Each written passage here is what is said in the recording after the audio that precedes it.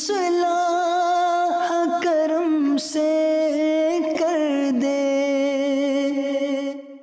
الحمدللہ رب العالمین والصلاة والسلام علی سید الانبیاء والمرسلین، اما بعد فاعوذ باللہ من الشیطان الرجیم، بسم اللہ الرحمن الرحیم۔ پڑھیے الصلاۃ والسلام علیک یا رسول اللہ وعلی آلک واصحابک یا حبیب اللہ، الصلاۃ والسلام علیک یا نبی اللہ وعلی آلک واصحابک یا نور اللہ۔ محبوب کی محفل کو محبوب سجاتے ہیں اور آتے ہیں وہی جن کو سرکار بلاتے ہیں۔ وہ لوگ خدا شاہد قسمت کے سکندر ہیں جو سرور عالم کا میلاد مناتے ہیں۔ سب سے پہلے اس میں ایک بات سمجھ لیجئے کہ ہم سب کے ایمان کی جان کیا ہے۔ What is the essence of over ایمان، پلر آف اوور ایمان۔ ایمان کمپلیٹ کب جا کر ہوتا ہے؟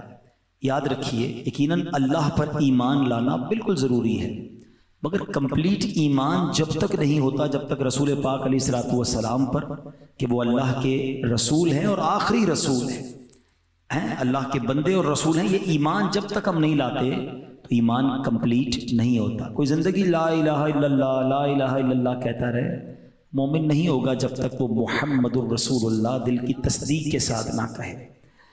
اللہ کی سرتاب قدم شان ہے، یہ بھی اعلیٰ حضرت فرماتے ہیں، اللہ کی سرتاب قدم شان ہے، یہ انسان نہیں انسان، وہ انسان ہے یہ۔ قرآن تو ایمان بتاتا ہے انہیں، ایمان یہ کہتا ہے میری جان ہے۔ آپ ایمان کی بھی جان ہیں۔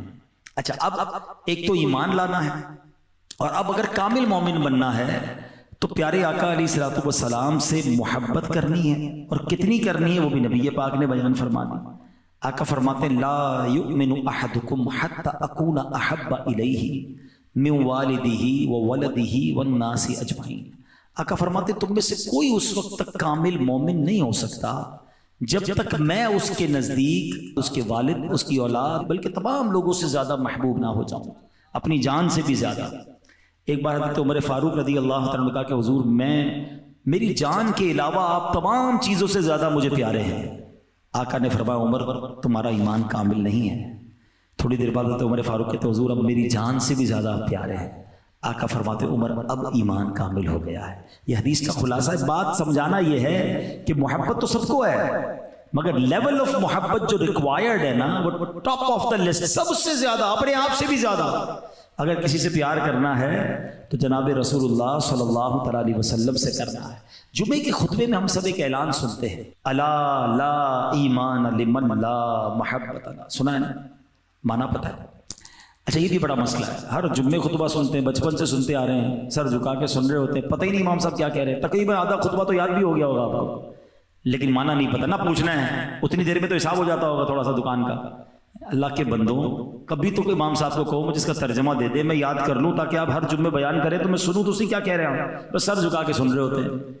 اب سنو یہ کیا ہے، 3 بار کہتے ہیں امام صاحب، الا لا ایمان لمن لا محبت لا، الا لا ایمان لمن لا محبت لا۔ مانا کیا ہے اس کا؟ اس کا مانا یہ سن لو، اس کا ایمان نہیں جس کے دل میں نبی پاک سے محبت نہیں۔ کمپلیشن آف ایمان کب ہوتی ہے؟ سرکار دو عالم علیہ الصلوۃ والسلام سے سچی محبت ہو جائے، سب سے زیادہ پیار آقا سے ہو جائے۔ اچھا، ایک بڑا لاجیکل کوسچن ہے کہ یار محبت ہوتی نہیں ہے، محبت کوئی کر نہیں سکتا، محبت تو ہو جاتی ہے۔ کوئی کسی کو کہے اس سے فلاں سے محبت کرو، بعض اوقات بھائی زندگی بھر ساتھ رہتے ہیں مگر محبت نہیں ہوتی۔ محبت تو خود ہی ہوتی ہے، بندے کے اندر کوالٹی ہوتی ہے جس سے محبت ہوتی ہے، زبردستی کسی سے پیار نہیں ہو سکتا، ٹھیک ہے نا؟ آپ کا یار دونوں آپ آج سے ایک دوسرے سے محبت کرنے لگ جاؤ، بھائی ایسے کیسے ہوگا؟ میرا دل اس کی طرف راغب ہوگا تو میں پیار کر لوں گا، تو میں محبت کر لوں گا۔ اٹس ناٹ میرے اختیار میں نہیں ہے کہ میں آپ کے کہنے پر کسی سے پیار کر لوں۔ تو ہو سکتا ہے کسی کے ذہن میں سوال آئے کہ جناب یہ کیسا حکم ہے کہ نبی پاک سے محبت کرو اور محبت بھی سب سے زیادہ کرو؟ تو محبت تو خود سے ہی ہوتی ہے، محبت ڈیلیبریٹلی نہیں کی جا سکتی، انڈیلیبریٹلی ہو جاتی ہے، بغیر دانستہ ہو جاتی ہے۔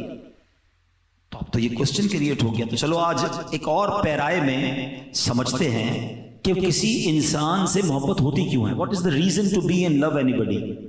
کوئی نہ کوئی وجہ ہوتی ہے نا۔ تو علماء نے اس کے 3 ریزن بیان کیے ہیں، اور ہم لاجیکلی ریزنز ہیں کہ یا تو وہ بندہ بڑا حسین ہوتا ہے، انسان قدرتی طور پر حسین لوگوں کی طرف مائل ہو جاتا ہے. یا تو وہ حسین ہوتا ہے, اچھا حسین نہیں ہے, نارمل سا چہرہ ہے, مگر ہے بڑا باکمال, اسپیشل, عام لوگوں سے ہٹ کر ہے. ابھی جو نارملی فٹ بالر تو کرکٹر اور پتہ نہیں اسپورٹس مین یا گلوکار اور عجیب عجیب لوگ ہوتے ہیں, ان کا چہرہ شاید خوبصورت نہیں ہوتا بعض اوقات, لیکن ان کا کمال, ان کی اسپیشلٹی ایسی ہوتی ہے کہ کروڑوں لاکھوں لوگ ان کے دیوانے ہو جاتے ہیں. تو دوسرا ریزن پتہ کیا چلا کہ ایک تو حسین سے پیار ہو جاتا ہے یا ایک باکمال سے ہو جاتا ہے. اچھا تیسری ایک اور کیٹیگری بھی ہے کہ باکمال بھی نہیں ہوتا, حسین بھی نہیں ہوتا, لیکن اس کے احسان بڑے ہوتے ہیں, وہ کیئرنگ بہت ہوتا ہے, وہ خیال بڑا رکھتا ہے. بندہ کہتا ہے نہیں یار یہی میرا سب کچھ ہے یار, جب موقع آتا ہے یہی کھڑا ہوتا ہے, پیار ہو گیا اس سے, دل لگ گیا. It means there are 3 reasons. یاد رکھیے گا کہ 3 وجوہات میں سے کوئی بھی ایک وجہ ہو تو انسان کا دل جو ہے اٹریکٹ ہو جاتا ہے اور وہ اس کی محبت میں گرفتار ہو جاتا ہے. اچھا مجھے اور آپ کو یہ کہا گیا کہ محبت بھی کرنی ہے اور اتنی کرنی ہے کہ سب سے زیادہ کرنی ہے, اور میں انسان ہوں, میرا دل تو ان 3 چیزوں کی طرف کھنچتا ہے. اب آؤ ان تینوں چیزوں کے پیرائے میں ہم دیکھتے ہیں کہ جناب رسول اللہ صلی اللہ تعالیٰ علیہ وسلم ان 3 کیٹیگریز میں ان کی شخصیت کیسی ہے. سب سے پہلے بات کرتے ہیں حسن کی, حسین کی. اللہ اکبر, اگر کسی حسین سے پیار کرنا ہے تو بتاؤ میرے آقا جیسا حسین تو اس کائنات میں آیا ہی نہیں ہے. بات چلے حسین حسن کی بات تھوڑی دیر بات کرتے ہیں نا, تھوڑی دیر بات کرتے ہیں. پہلے تو یہ کہتے ہیں کہ چلے دنیا میں جتنے حسین ہیں, آپ کسی بھی حسین سے انسپائر ہوتے ہیں, ایڈمائر ہوتے ہیں, سب سے زیادہ انسان دیکھیں میں اور آپ خوشبو لگاتے ہیں, کیوں لگاتے ہیں؟ میرے پسینے میں, آپ کے پسینے میں ایک اسمیل ہے, ہم چاہتے ہیں یار یہ پسینہ جو ہے نا کسی کو تکلیف نہ دے, یا تو مجھے نہ دے یا کسی کو نہ دے. جس بھی حسین سے تم پیار کرتے ہو نا اس کے پسینے میں بو آتی ہے, اور میں جس حسین کی بات کرنے آیا ہوں اس کا پسینہ مشک سے زیادہ خوشبودار ہے. اور یہی بات اعلیٰ حضرت کہتے تھے, کیا مہکتے ہیں مہکنے والے ہیں, مہکتے بھی کیسے ہیں کہ بو پہ چلتے ہیں بھٹکنے والے.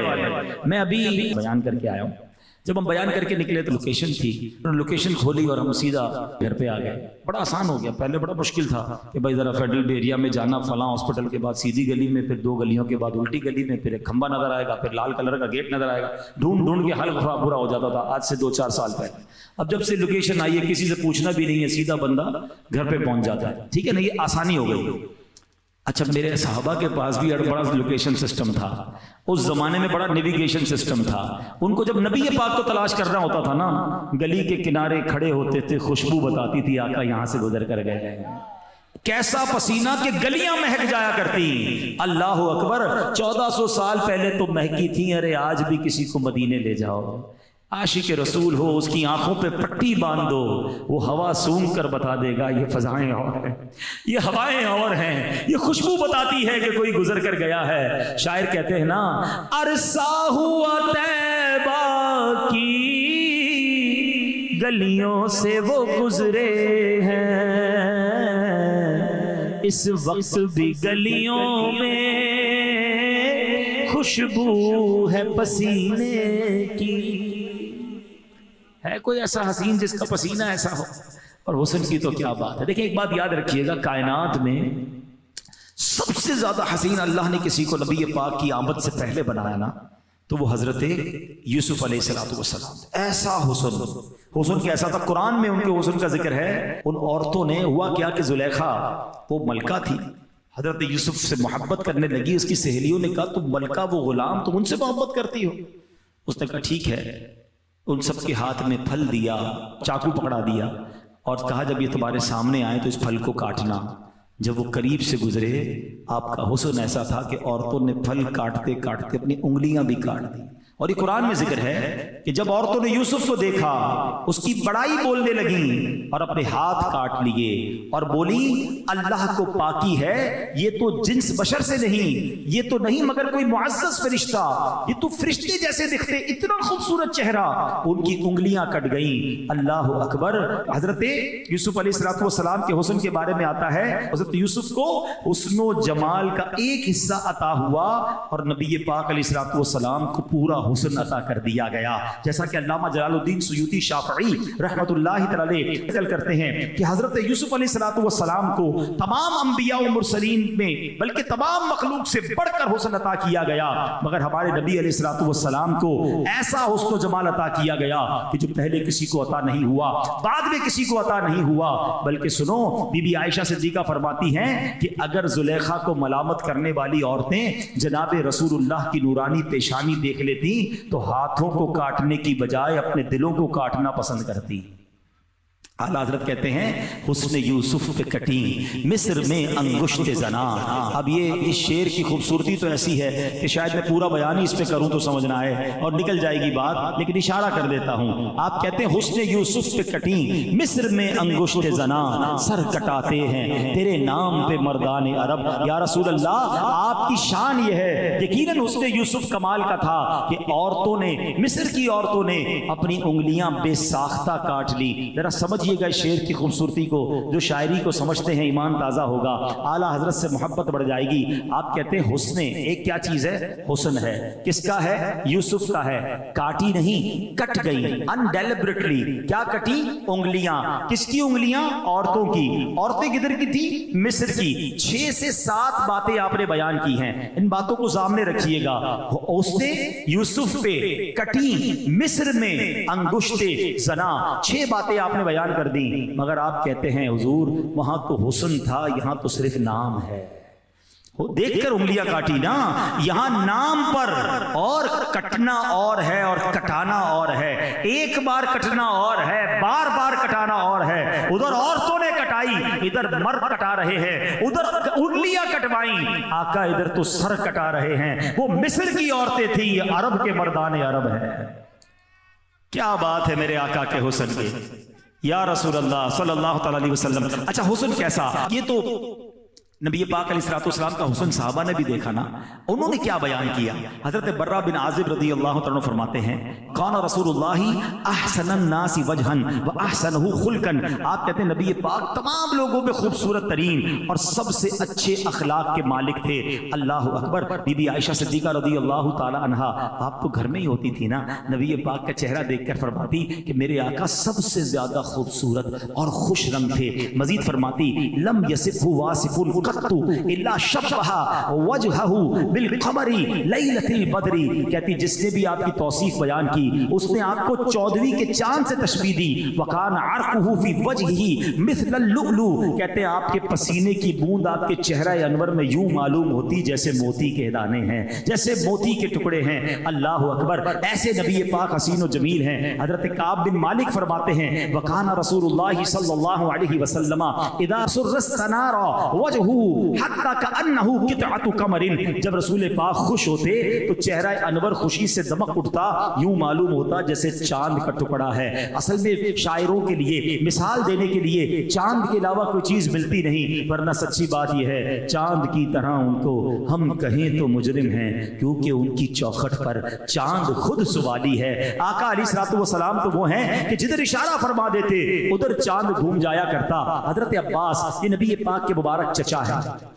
آپ کہتے حضور میں ایمان جب وہ لائے نا بعد میں تو خود کہتے کہ حضور بات یہ ہے کہ جب میں ایمان لایا، میری ایمان لانے کی ایک وجہ یہ بھی ہے کہ میں نے آپ کو بچپن میں جھولے میں دیکھا تھا، آپ جدھر اشارہ کرتے تھے چاند اس طرف چلے جاتا تھا. بڑی لاجیکلی بات سمجھیے گا.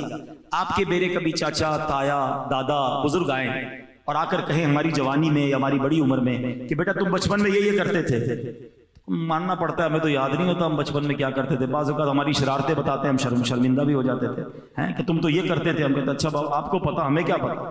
نبی پاک سے حضرت عباس کہتے ہیں حضور آپ جب جھولے میں تھے کتنی چھوٹی عمر ہے، اب جدھر اشارہ فرماتے چاند ادھر چلا جاتا. اب نبی پاک نے یہ نہیں فرمایا کہ چچا مجھے کیا معلوم بچپن میں کیا ہوتا تھا. سنو نبی پاک نے کیا فرمایا کہ حضور فرماتے ہیں میں چاند سے باتیں کرتا تھا، وہ مجھے رونے سے منع کرتا تھا، اور جب چاند عرش کے نیچے سجدہ کرتا تو میں اس کی آواز سنتا تھا. آقا چاند کے سجدے کی آواز سنے، امتی درود پڑھے تو کیوں نہ سماعت فرمائیں، دور و نزدیک کے سننے والے وہ کان لالے کرامت پہ لاکھوں سلام. نبی پاک کے حسن پر بہت ساری باتیں ہو سکتی ہیں، مگر سبحان اللہ ایک حدیث بیان نہ کریں تو بات پوری نہیں ہوتی. حضرت جابر بن سمورہ 14ویں رات کا چاند تھا، اندھیری رات ہوتی ہے. اب دیکھیں جب گاؤں ویلیج میں جائیں تو چاند بھی بڑا پیارا لگتا ہے, تارے بھی بڑے پیارے لگتے ہیں. اب تو لائٹیں وغیرہ شہر میں ہوتی ہے, ہمیں چاند اور تاروں کی اتنی خوبصورتی نظر نہیں آتی, مگر ویلیج کے اندر, گاؤں کے اندر, اب وہ ریگستانی علاقے تھے, لائٹنگ تو اس زمانے میں تھی نہیں. کہتے ہیں ایک رات میں نکلا, 14ویں رات کا چاند چمک رہا تھا, اور میں نے اچانک دیکھا کہ نبی پاک بھی جلوہ فرما تھے. میں کبھی چاند کو دیکھتا, کبھی آقا کو دیکھتا, پھر چاند کو دیکھتا, پھر نبی پاک کو دیکھتا, پھر چاند کو دیکھتا, پھر میرے آقا کو دیکھتا. حضرت جابر کہتے واللہ میرے آقا 14ویں رات کے چاند سے زیادہ خوبصورت ہے. ہائے ہائے ہائے, ایسا تجھے خالق نے طرحدار بنایا, یوسف کو تیرا طالب دیدار بنایا. کونین بنائے گئے سرکار کی خاطر, کونین کی خاطر تمہیں سرکار بنایا. تو نبی پاک جیسا حسین نہ کوئی آیا ہے نہ کبھی آنا ہے. میرے پیارے اسلامی بھائیوں, اس نبی پاک کی سیرت میں بہت ساری شخصیات کا ذکر ہے, مگر 2 خواتین ایسی ہیں کہ جن کے یوں دیکھا جائے تو کوئی بہت زیادہ علم نہیں ہے, کوئی بہت زیادہ کارنامے نہیں ہیں, مگر وہ 2 خواتین پوری دنیا میں مشہور ہو گئی. 1400 سال ہو گئے, آج تک ان کے نام لیا جاتا ہے, ان کے گن گائے جاتے ہیں. وہ خواتین کون ہیں, انہوں نے ایسا کیا کام کیا؟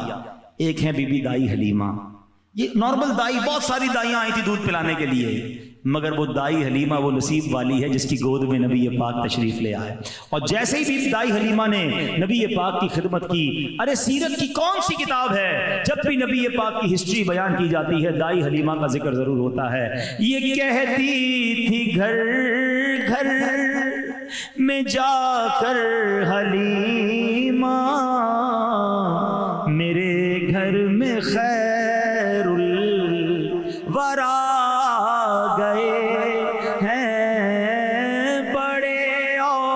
پر ہے میرا اب مقدر, میرے گھر میں نور خدا گئے. بڑے کمال کے واقعات بی بی حلیمہ سعدیہ کے کہ جو اونٹنی آتے آتے تو پیچھے رہ جاتی ہے, آقا کو لے کر جا رہی ہے تو وہ اونٹنی سب سے آگے ہے. بکریوں کے تھن بھر جاتے ہیں, بکریاں فربا ہو جاتی ہیں, رات بھر جھونپڑی سے روشنی کی کرنیں نکلتی ہیں. گاؤں والے پوچھتے حلیمہ یہ ہو کیا گیا ہے, تم رات بھر چراغ جلاتی ہو؟ کہتی تھی چراغ تو نہیں جلاتی, نور والے چہرے والا بچہ لے آئی ہوں, ساری رات گھر چمکتا رہتا ہے, بکریاں فربا ہیں. اور جناب بی بی حلیمہ سعدیہ کی تقدیر جاگ گئی. ایسی ایک اور خاتون ہے, اللہ اکبر, اس خاتون کے نصیب بھی کیسے جاگے. ہجرت کا وقت ہے, نبی پاک علیہ الصلوۃ والسلام حضرت ابوبکر صدیق کے ساتھ مکہ پاک سے مدینہ طیبہ جا رہے تھے. اچھا یہ وہ وقت تھا کہ جس میں کفار تلاش کر رہے تھے, گرفتار کرنا تھا, انٹرسپٹ کرنا تھا. باقاعدہ فوجیں روانہ کی گئی تھی کہ جو ان کو گرفتار کرے گا اسے 100 اونٹ تحفے میں دیے جائیں گے. تو جناب کافی لوگ نکل پڑے تھے کہ کسی طرح پیارے آقا کو تلاش کیا جائے اور معاذ اللہ مدینے جانے سے روکا جائے. اب اسی دوران راستے میں سفر کرتے کرتے کرتے ایک خیمہ نظر آیا. اس خیمے میں ایک خاتون تھی اور وہ خاتون کا کام ہی کھانا وغیرہ مسافروں کو بیچنا تھا. تو پیارے آقا علیہ الصلوۃ والسلام اور حضرت ابوبکر صدیق ان کے گھر گئے اور پوچھا کچھ کھانے کو ہے؟ تو کہا کھانے کو تو کچھ بھی نہیں. تو ایک بکری کھڑی تھی جس کے تھن بھی سوکھے ہوئے تھے, بڑی لاغر سی تھی. تو نبی پاک علیہ الصلوۃ والسلام نے مسکرا کر فرمایا کہ کیا میں اس بکری سے دودھ نکال لوں؟ تو وہ بوڑھی خاتون کہتی ہے کہ اس نے تو کئی دنوں سے دودھ نہیں دیا, اس کے اندر دودھ ہی نہیں بچا ہے. نبی پاک نے فرمایا مجھے اجازت دے دو. اس نے اجازت دی. نبی پاک نے جیسے ہی بسم اللہ شریف پڑھ کے اس کے تھن کو ہاتھ لگایا, دونوں تھن دودھ سے بھر گئے. اب دودھ نکالا گیا, گھر کے سارے برتن بھر گئے. پیارے آقا نے دودھ پیا, بی بی سیدنا ابوبکر صدیق نے دودھ پیا, ایک غلام ساتھ تھا اس نے دودھ پیا, پھر بھی سارے برتن بھر گئے. بکری فربا. نبی پاک کا ام معبد رضی اللہ تعالیٰ عنہ وہ خاتون ہیں جن کے خیمے میں وقت گزرا, اور وقت گزار کر نبی پاک تشریف لے گئے. وہ خاتون پیارے آقا کو پہچانی نہیں, نہ نام پوچھا. وہ سمجھا ایک نورانی چہرے والے آئے تھے. ابو معبد آئے, ان کے شوہر آئے اور آ کر کہا کہ اے ام معبد یہ گھر کا حال کیا ہو گیا ہے, یہ اتنا دودھ کہاں سے آیا, گھر میں بڑی رونق سی ہے. تو کہتی ایک نورانی چہرے والے آئے تھے, یہ ان کی برکت ہے. اب ذرا غور کیجئے گا, ان کے شوہر نے کہا بتاؤ تو سی وہ دکھتے کیسے تھے. اللہ اکبر, اس خاتون نے, اس خیمہ جس کو کہہ کہ بستی میں رہنے والی خاتون نے جو نبی پاک کا حلیہ بیان کیا نا, یقین کریں وہ موتیوں کی طرح الفاظ ہیں. اور اس خاتون نے جو حلیہ بیان کیا, کبھی بھی آپ کسی بھی کتاب کو اٹھا لیں, جب بھی نبی پاک کا حلیہ بیان ہوگا حضرت ام معبد کے یہ الفاظ اس پہ شامل کیے جائیں گے. کمال نام روشن کر گئیں, ایسا جملہ اور